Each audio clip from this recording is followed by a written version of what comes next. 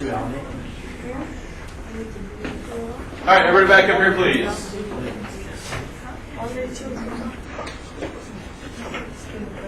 If each PowerPoint and presentation had the exact same words on the screen, what was different about it? Yeah. Your expressions and your energy, how Adam said. Okay. Where you put the information, you put them in different spots. Okay. The way you presented it, What does that mean? like you had you spoke more clearly and you explained your evidence instead of on the second one where you just you got on one subject and then you quit it and then you went to another one. On which one did I do that? Number 2. Okay. And that, going back to, Ruben, what was it that you said? You put different information in different spots. Okay, and that's kind of what Victor was talking about. You said I went from one subject to the next. Well, what did I do in number 1? No, This that's is one way subject down. to the next. You So stayed you on connected- that topic longer. You connected, like, in the first one, you connected, like, all of your knowledge and, the idea. And so I want to focus on one word that he said, the connections. Okay, number 1, it sounds like a story. It's a stream of thinking. You can follow it. It has a flow. The second one was like, first I did this, or first we're going to talk about this, and then we're going to talk about this, and then we're going to talk about this. When you look at, these are the 5 things. I'm going to take out the organizing clear because we're assuming both were organized. They just had different organizational schemes, or the way they were organized was different. But these 5 things are the minimum expectations that I have hanging around the room for your PowerPoint. Both had those 5 things. How did the second PowerPoint use these 5 things? Think about that. How did the second PowerPoint use these 5 things?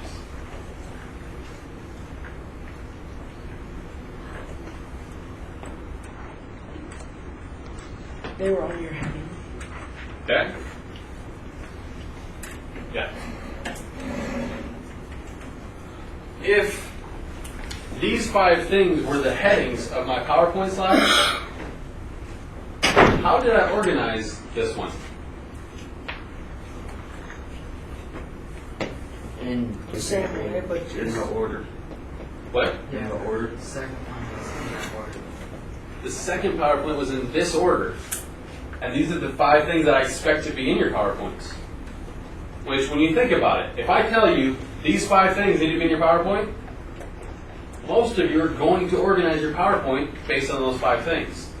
But that ends up with a PowerPoint like this. And what did you guys think of this Powerpoint? it's Confusing. What else? you didn't put, like, Lack of your imagination in You there. didn't feel like listening. boring. It's Okay? Now, hold on. done. I'm gonna challenge you. Which of these 5 things did this PowerPoint not have? So the first PowerPoint. What? Ideas that connect to evidence. I don't know. I'm thinking methods, but I'm not for sure. Oh, Arrows. errors and failures. Future. Oh, future. What do you It have? had future, but it didn't have. Okay. Neither did this one. Ideas connect to evidence. Yeah, that too. First one did. Both of them did. It was just different. The ideas. No. Mine had both. All Nothing. of them. What? Nothing. It's perfect. Huh. So this one had all 5 parts, In different order. but it didn't say, first I'm going to talk about methods, and then I'm going to talk about the evidence, and then I'm going to talk about the It had it in ideas. its own order. It put all of those things together into one big bowl and told a story. Like a salad. Salad.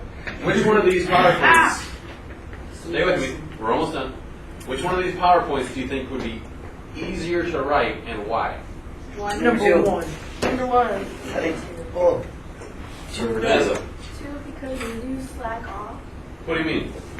Well, number 1, you put in more effort to how you put the story together and to make it more clear. And number 2, you just put it together and According you to don't, that. yeah, you don't really think about it. Okay, Derek? And 2, you just like went in order. All you have to do is list your ideas and thoughts and evidence.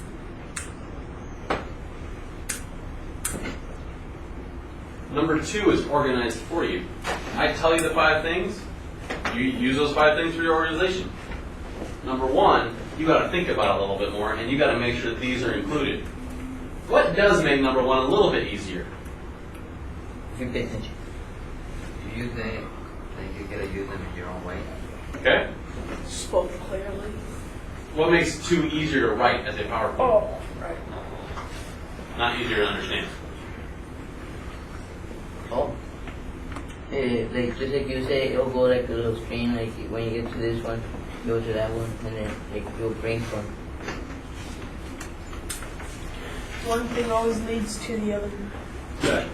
And so 1 makes a lot of sense to you guys, but the problem with 1 is making sure that you include all these parts. Effort. And so I don't want to make it sound like number 1 is really easy to write. Number 2 isn't necessarily easy to write either. It's just easier. It might, for some people, be easier because the organizational system is already there. Now, with both of these PowerPoints, what could I have done as the speaker to make either one of them terrible? That should not memorize. Just like set it on a bunch without even like telling you. Right from the PowerPoint. Well, like read like from your PowerPoint, like looking at the wall instead of looking at us. Oh, skip some slides. Your expressions and yours, so like when you're talking all sad. Okay. Oh man. Now, so the point is that both of these presentations were actually pretty good. Like, yes, in number 2, I stumbled over my words a little bit more, and I was doing a lot of that on purpose. Part of that comes from I don't like the way that PowerPoint's written, and therefore I just struggle with it a little bit more. But so both of them are actually pretty good presentations because I was speaking clearly, I was making eye contact with the audience, I was excited about the material, I wasn't just like, I was talking loudly. And so presentation 1 is probably at the A level. Presentation 2, even though it's not that great of a PowerPoint, it was still a pretty good presentation. It's probably at the B level. But it would be very easy to drop down to that C or D or even F level by just reading off the PowerPoint, not making eye contact on either one of them, mumbling, stumbling over your words too much to where it interferes with people's ability to understand you. So, what questions do you have about my expectations on the PowerPoint or either of the PowerPoints I demonstrated? So you have a PowerPoint like number 1, but you might get an F if you like stumble over your words a lot. I'll deal with that if that happens. Because if you're able to write a PowerPoint like number 1, I'm going to guess you're at least going to be able to pull it off halfway.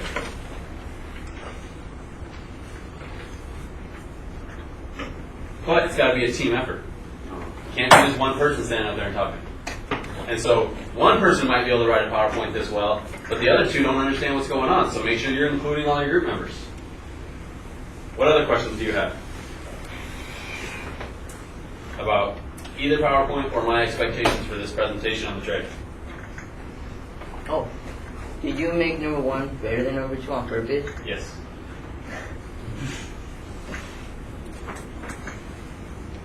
This is hard.